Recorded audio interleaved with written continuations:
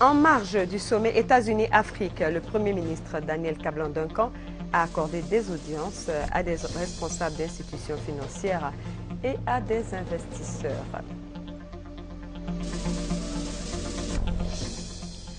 La journée nationale de l'arbre est célébrée demain lundi.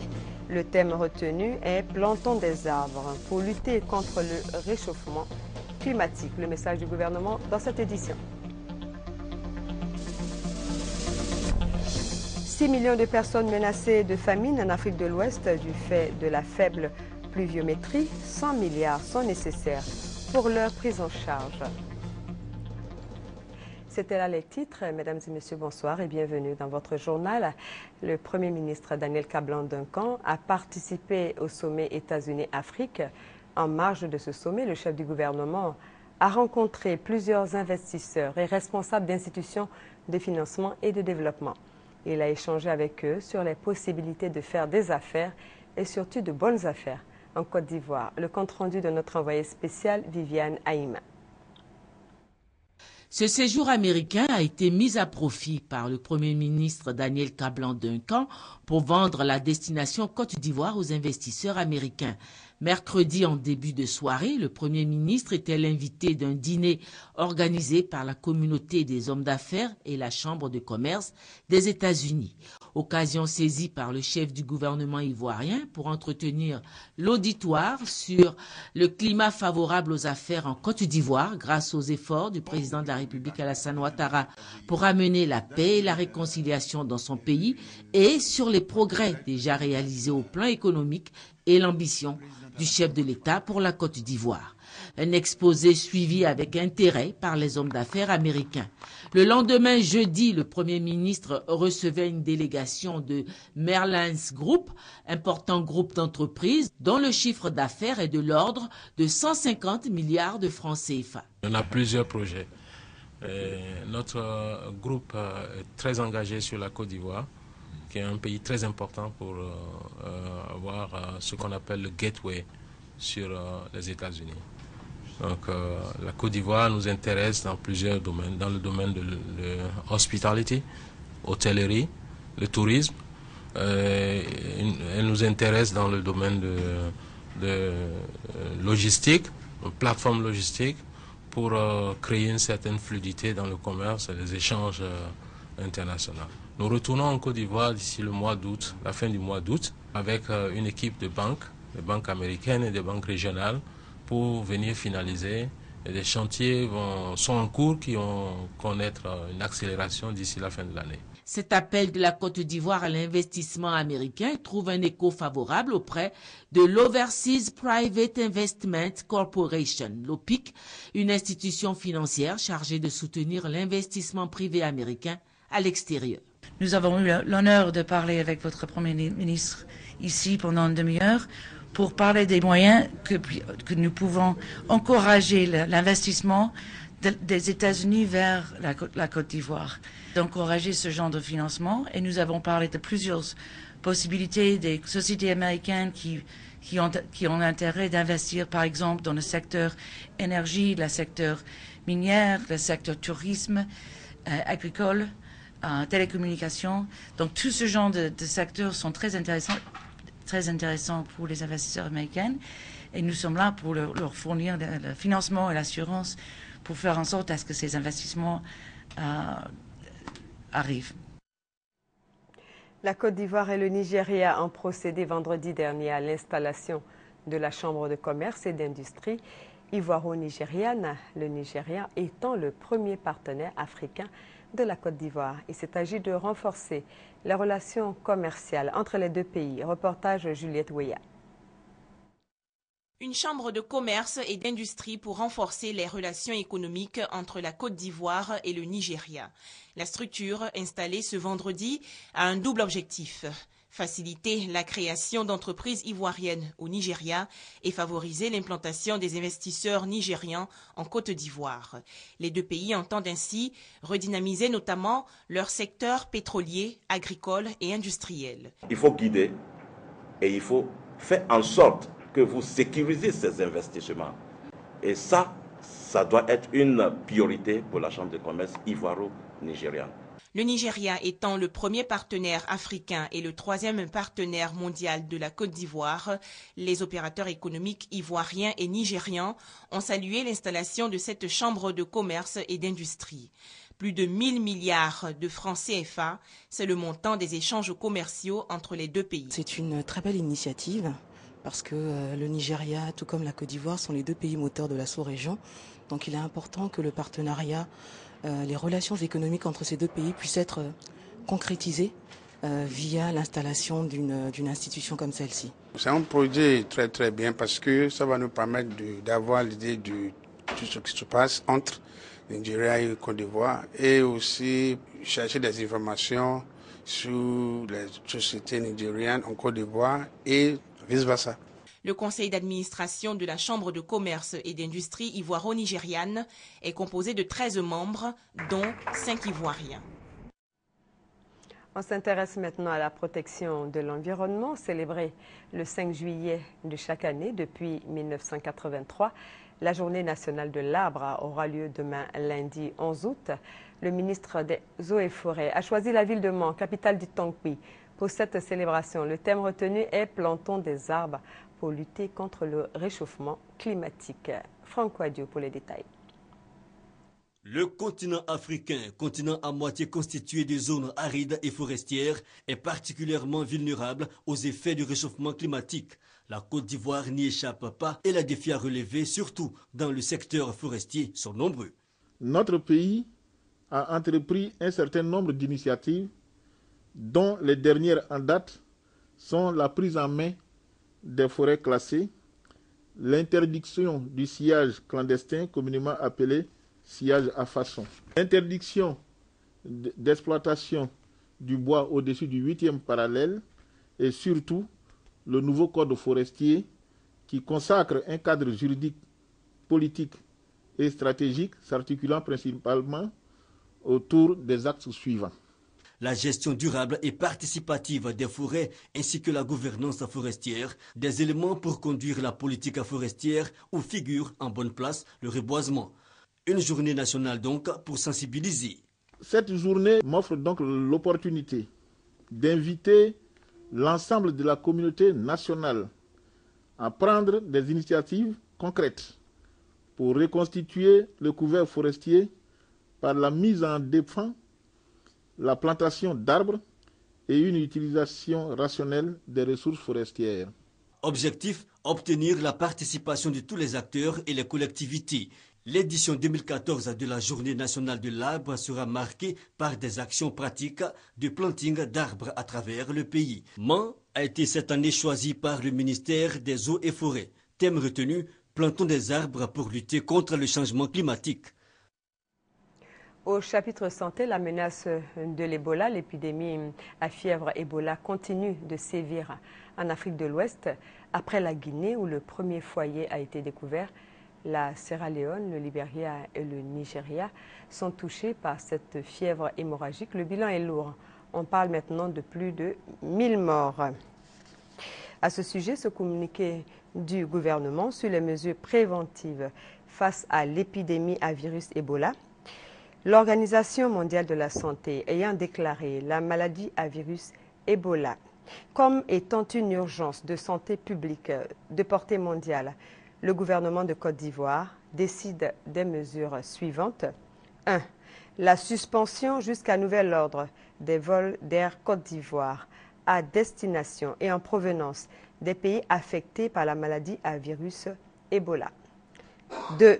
L'interdiction jusqu'à nouvel ordre à toutes les compagnies aériennes de transporter des passagers en provenance des pays touchés par la maladie à virus Ebola à destination de la Côte d'Ivoire. 3.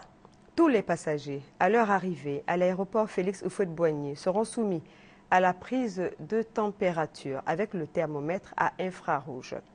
4.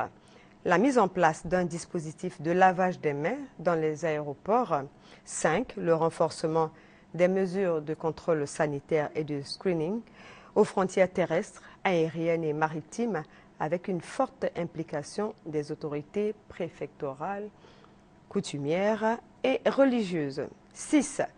le renforcement de la protection sanitaire des agents de santé dans l'exercice de leurs fonctions, au poste avancé comme dans les établissements sanitaires.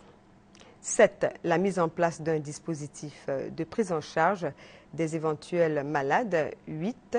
L'information des populations sur les mesures d'hygiène prises dans les lieux de grands rassemblements tels que les hôpitaux et les administrations publiques. 8. L'information des populations sur les mesures d'hygiène prises dans les lieux de grands rassemblements tels que les hôpitaux et les administrations publiques, je l'ai dit. En 9, les dispositions et mesures préventives prises jusqu'à ce jour restent en vigueur. Par ailleurs, le gouvernement recommande aux populations de se laver régulièrement et soigneusement les mains à l'eau et au savon, d'éviter de serrer les mains et de faire des accolades. Pour rappel, la maladie se propage surtout à partir des fluides corporels, c'est-à-dire la sueur, le sang, la salive, etc. Fait à Abidjan le 10 août 2014. Ces mesures entrent en vigueur à partir du 11 août, c'est-à-dire précisément à partir de minuit et 1 minute. Et pour faire face au virus Ebola qui menace toute la sous-région, le département de Touloupleu continue la sensibilisation afin d'éviter d'enregistrer cette maladie. Le préfet Diarra Karim est sur le terrain, il veille au grain. C'est ce que nous disent Rigoré et Herman Yamien dans ce reportage. Situé à 20 km du Libéria, le département de Touloupleu est aussi menacé par la fièvre d'Ebola qui sévit déjà dans ce pays frontalier à la Côte d'Ivoire. Ici, les dispositions sont prises. Les habitudes alimentaires ont changé. Les populations disent respecter les consignes du gouvernement. Avant de manger, d'abord je lave la main, je contrôle la nourriture que je dois manger dans les restaurants quand je sors hors de Touloupleu. Quand je m'en vais au dehors, je salue les gens. Quand je reviens à la maison, je lave ma main avec savon. Le directeur départemental de la santé, quant à lui, rassure et met fin aux rumeurs qui font croire que l'Ouest est touché par cette maladie. La fièvre Ebola est effectivement à notre porte, puisque 2 pays limitrophes sont touchés, que sont la Guinée et le Libéria. Mais pour le moment, ce que nous pouvons dire, en Côte d'Ivoire, il n'y a pas encore eu de cas. Le préfet du département, Diarra Karim, a fait fermer 2 marchés et installer un poste de contrôle avancé sanitaire pour filtrer toute entrée sur le territoire national. Un stand d'isolement est déjà installé pour éviter la contamination au cas où cette maladie rentrerait sur son territoire. Diarra Karim demande tout de même à la population de respecter toutes les consignes de protection. Il y a une série de mesures que le gouvernement a édictées. Ces mesures-là concernent essentiellement l'interdiction de la consommation de la viande de brousse, mais il y a également l'interdiction de manipuler des animaux trouvés morts en brousse. Des efforts sont consentis chaque jour à Touloupleu pour la protection de la population contre le virus d'Ebola. Cependant, d'autres choses restent à faire. Le renforcement du personnel du poste de contrôle avancé sanitaire pour le rendre plus efficace. On ouvre maintenant la page politique de ce journal. Le président de la République s'est adressé à la nation à la veille du 54e anniversaire de la Côte d'Ivoire. Au cours de cet entretien, le président Alassane Ouattara a abordé différentes questions qui préoccupent les Ivoiriens, notamment la réconciliation nationale et la relance économique des responsables de 3 partis politiques, à savoir le Rassemblement des Républicains, le Parti démocratique de Côte d'Ivoire, Rassemblement démocratique africain et le Renouveau pour la paix et la concorde livrent ici leur analyse de cet entretien. Le président de la République, à la faveur de son message à la nation, a fait un bilan à mi-parcours de la gestion du pays. Nous avons retenu 3 choses essentielles. Le président a relevé que dans la vie d'une nation, qu'il doit y avoir des sujets de consensus national et que la fête de l'indépendance, c'est un de ces sujets-là. Vous vous rappelez que le chef de l'État, candidat d'alors, avait promis qu'il allait changer notre pays. Pour certains, c'était un rêve. Pour d'autres, c'était, disons, de la politique politicienne. Et vous voyez, dans tous les domaines, je dis bien dans tous les domaines, la Côte d'Ivoire a fait un bond en avant. Le chef de l'État a fixé 3 objectifs à son gouvernement. Premièrement, la gestion de la dette intérieure qui permettra aux entreprises nationales d'avoir des ressources, donc favoriser la croissance. La deuxième, c'est le coût de la vie. Donc, le chef de l'État, certainement, tel que je le connais, de façon déterminée, donnera des instructions. La troisième priorité que le président s'est engagé à donner à son gouvernement, c'est, disons, la question de l'emploi, surtout l'emploi des jeunes. Vous voyez, ce troisième pan de l'intervention du président donne espoir à la nation, donne espoir aux Ivoiriens. Mais il n'a pas oublié d'apaiser les Ivoiriens sur les questions électorales. Tout le monde sait qu'en Afrique, les problèmes d'élection, les périodes d'élection sont des périodes de crise. Et c'est pour cela, de façon patiente, par la pratique d'un dialogue effréné et sans relâche, le chef de l'État recherche toujours le consensus autour des questions politiques, notamment la question de la commission électorale indépendante. Vous voyez qu'aujourd'hui, l'opposition a rejoint cette commission qui en fait un instrument consensuel où tous les Ivoiriens seront d'accord sur, disons, la question électorale. Donc vous voyez, au plan du passé, au plan du présent, au plan de l'avenir, le chef de l'État s'inscrit résolument dans la gestion de ce pays en accent sa vision, son action sur la philosophie oufouettiste, c'est-à-dire le dialogue, rien que le dialogue pour la recherche d'un consensus national. La particularité de l'intervention du président de la République, c'est que des journalistes sont venus, lui ont posé des questions spontanées et lui aussi a donné des réponses tout aussi spontanées. Dans l'interview du président de la République, il a fait étalage de 3 aspects importants de la vie de la nation. Le premier aspect concerne la situation économique de la Côte d'Ivoire. Lui-même l'a souligné. Lorsqu'il est arrivé au pouvoir, il a trouvé une Côte d'Ivoire défigurée, une administration qui était en perte de vitesse. Et aujourd'hui, point n'est besoin de vous le dire. Il suffit de jeter un regard sur l'ensemble du pays pour se rendre compte des grandes réalisations qui se font dans un cadre de développement global et intégré. C'est à saluer.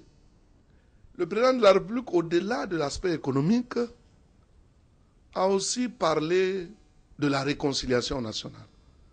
C'est vrai, les autres avaient du mal à s'engager dans le processus de réconciliation nationale, mais de plus en plus, on voit bien que l'horizon s'éclaircit sur la base, bien sûr, des interpellations du président Rikonan Bédié, du président de la République lui-même et tout récemment du président François Hollande.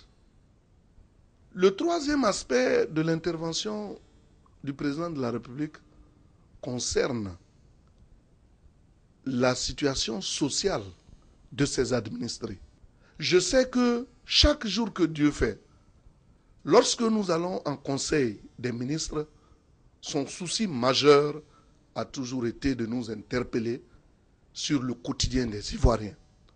En tant que porte-parole du PDCI-RDA, je ne peux que souscrire à ce discours.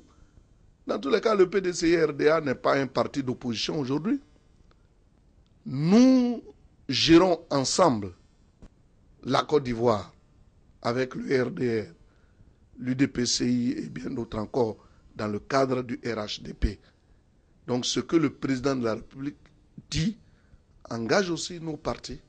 Dans l'ensemble, le discours est rassurant du président de la République, mais encore avec beaucoup de promesses. Et donc, ces promesses pour arriver à l'émergence, il faut qu'on s'organise, que le président de la République prenne toutes les dispositions pour que toutes les couches de la population s'impliquent, pour que nous voyions pointer cette émergence. Nous n'avons pas le droit de faire une opposition violente, ce n'est pas normal, mais nous avons le devoir de faire une opposition qui dit la vérité et qui dit ce qui est du terrain. Le président a indiqué les statistiques qu'il a reçues. Nous sommes des gens de terrain. Nous faisons le constat sur le terrain. Je suis marraine des jeunes sans emploi de Côte d'Ivoire. C'est des milliers de jeunes qui sont sans emploi. Et les chiffres avancés, je ne dirais pas que ce n'est pas juste, mais si c'est fait, je pense qu'il y a beaucoup encore qui reste à faire. Et que nos enfants ne travaillent pas. Et on doit encore redoubler d'efforts. Si ce qui est dit a été fait, il faut peut-être faire 2 fois plus ou 3 fois plus. De grands chantiers sont ouverts et c'est en cela que nous voulons féliciter le gouvernement et leur demander de continuer dans ce sens. Mais en même temps, ces questions qui ont été abordées, les questions de l'emploi jeune, les questions de santé, les questions de scolarité, les questions, toutes ces questions sont de grands chantiers à ouvrir réellement. Il ne faut pas rester au niveau promesse. La page politique se poursuit et le RDR s'organise pour les batailles futures. Son secrétaire général chargé de l'organisation, Gilbert Kafana-Koné, a annoncé les dates des élections des secrétaires départementaux. Ces élections sont prévues le 6 septembre prochain. Les candidatures sont d'ores et déjà seront enregistrées plutôt à partir de demain lundi 11 août au siège du RDR à la rue Le Pic à Cocody. Ces élections départementales s'annoncent comme une mise en ordre de bataille des structures de base du Rassemblement des Républicains, avec en point de mire la présidentielle de 2015. Le reportage est signé Gabriel Zani. Kafana-Koné a annoncé le calendrier des élections départementales du Rassemblement des Républicains, RDR. Du dépôt des dossiers de candidature le lundi 11 août à la publication des résultats le mardi 9 septembre prochain, soit un mois de campagne pour convaincre la base et être élu secrétaire départemental au RDR. Le secrétaire départemental est élu pour 5 ans. Il était donc nécessaire de mettre à jour ce mandat. Et c'est pour cela que le bureau politique, à sa dernière réunion, a demandé à la direction du parti d'organiser les élections départementales. Pour être éligibles, les candidats devront jouir d'une bonne moralité et n'être l'objet d'aucune sanction disciplinaire au cours des 12 derniers mois. Il s'agit de donner au parti les cadres qui sont en mesure d'assurer l'animation du parti pour bâtir un parti fort pour affronter toutes les échéances futures. Les élections départementales du Rassemblement des Républicains prévues pour le 6 septembre prochain annoncent de grands changements au sein du Parti républicain. Les militants devront choisir parmi les plus aptes d'entre eux à mener des actions pour la victoire du parti en 2015, date de la présidentielle en Côte d'Ivoire. Retenez que les 17 membres de la commission centrale de la commission électorale indépendante vont prêter serment devant le Conseil constitutionnel demain lundi 11 août. Nous y reviendrons. Monsieur Charles Yao Kwasi, conseiller technique du Premier ministre chargé de l'administration du territoire, de la décentralisation et du développement local, était l'invité du magazine du dimanche, présenté par Alvarassa. Les échanges ont porté sur le processus de décentralisation. Nous vous proposons un extrait de ce magazine. La décentralisation, de façon simple, c'est un processus d'organisation et de gestion administrative par lequel l'État confie donc à des établissements publics ou à des collectivités territoriales le soin de gérer des affaires en leur transférant un certain nombre de compétences. Il y a donc 2 types de décentralisation. La décentralisation par service ou technique et puis la décentralisation territoriale. Dans l'un des cas, il y a création d'un établissement public comme l'ENA ou l'université. Et dans l'autre cas, il s'agit de la création de collectivités territoriales que sont les communes et les régions. Aussi donc la décentralisation qui permet à l'État de transférer certains pouvoirs. Bien entendu, vous avez parlé d'objectifs c'est que l'État, en décidant de créer les collectivités territoriales, a bien des objectifs. Il y en a en gros 6 ou 7, je vais les citer rapidement. Très bien. D'abord, le premier objectif, c'est de permettre la démocratie à la base, permettre aux populations d'apprendre à gérer les affaires en se choisissant des élus, de sorte que ceux qui sont majoritaires puissent gérer, mais également que les minoritaires puissent apporter leur point de vue. Il y a également pour objectif le rapprochement de l'administration, des administrés qui permet donc par la création de communes aux populations de ne plus faire de longs chemins, parce qu'ils ont tout près d'eux un maire. Ils peuvent établir leur acte de naissance sans faire de longues distances. Ils peuvent demander la création d'infrastructures au maire sans se déplacer. On parle encore de décentralisation avec le Conseil régional du Moronou qui a lancé une étude afin de se doter d'un plan de développement. Objectif, harmoniser les points de vue pour un plan de développement consensuel. Les précisions de Léon Broukwami. À Broukro, dans le département de Bongouanou où il réside, Yves cultive le manioc. Cette spéculation pour lui nourrit son homme. Le champ de manioc, ça a réussi très bien ici. Au départ, on faisait 1 hectare. Bon, ça pourrait nous rapporter au moins 1 million, 2 millions. Bon, maintenant, on a essayé d'agrandir un peu. Avec 5 hectares, on va voir ce que ça va donner. Comme le manioc, nombreuses autres cultures ont été introduites dans le Moronou depuis le déplacement de la boucle du cacao de la région. Mais un problème, l'écoulement difficile de la production, même insuffisante. À l'origine, la dégradation avancée des routes. Pour 32 km, en fait 3 heures du temps, parce que la route n'est pas bonne. Il y a des trous. Sollicité pour appuyer le conseil régional dans sa quête pour refaire du Moronou un pôle de développement, le Bénet fait des recommandations. Création et appui de tout genre aux coopératives pour améliorer les productions vivrières, animales et halieutiques, tout comme les matières premières dans le couple café-cacao. Mieux, le Bénet envisage un plan de développement qui intègre l'implantation d'unités industrielles, la création et la réhabilitation des infrastructures de base avec pour priorité le réseau routier et les populations y adhèrent. Nous souhaitons que vraiment cette étude-là puisse donner les résultats et que le conseil régional, en accord avec le gouvernement, puisse nous apporter la solution. On ne peut pas faire des réalisations à proprement dit sans un projet, sans une étude. Alors, j'ai cru vraiment important qu'il fallait que les gens du Bénet soient là pour que d'ici 1 ou 2 mois, que je sois mieux orienté. Ce plan de développement, s'il est suivi, va contribuer à réduire de 80% la pauvreté dans la région du Moronou, selon les experts du Bénet qui comptent le mettre à disposition dans 2 mois. C'est un projet du défunt Conseil général de Bongouanou, dont la réalisation aura coûté environ 30 millions de francs CFA au Conseil régional du Moronou. Le Niger et le Burkina Faso sont menacés de famine à cause de la faible pluviométrie. Une crise alimentaire est annoncée. Il faudrait 100 milliards de francs CFA pour venir en aide aux populations. À Nangrain, situé à seulement 7 km de Ouagadougou, la capitale du Burkina Faso, comme dans la plupart des villages du Sahel, il a fallu attendre la fin du mois de juillet pour semer le mil. Le ciel a tardé à ouvrir ses vannes, confirmant malheureusement les prévisions météorologiques qui annonçaient des précipitations déficitaires sur la majeure partie de la région.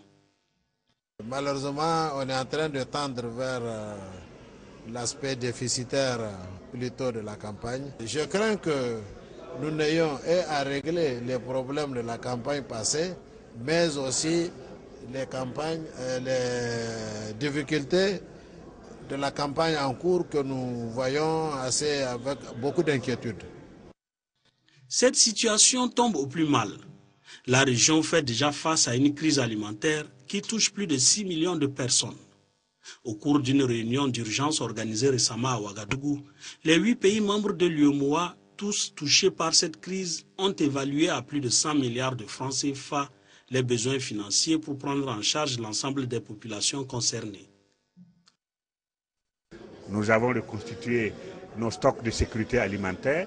Nous avons fait un certain nombre d'actions de soutien à la production agricole et nous nous préparons vraiment pour déployer le plan de résilience au cas où la situation allait vraiment de mal en pis. Il est à craindre que cette crise ne s'installe durablement. Voilà, on l'apprend ce soir.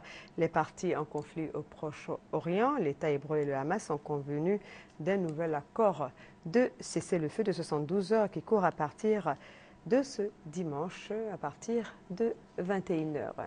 Et puis, situation de crise due aux attaques de l'armée islamique. Et là, nous sommes en Irak. Les populations fuient les zones de combat. La situation humanitaire est préoccupante.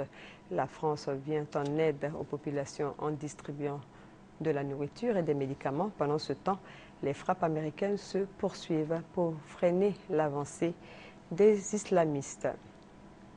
Et puis en Turquie, le Premier ministre Recep Tayyip Erdogan est le nouveau président. Il a été élu ce dimanche avec plus de 52% des suffrages. C'est la fin de ce journal. Merci de l'avoir suivi. Excellente suite de programme sur RTI 1, la chaîne qui rassemble, et à très bientôt.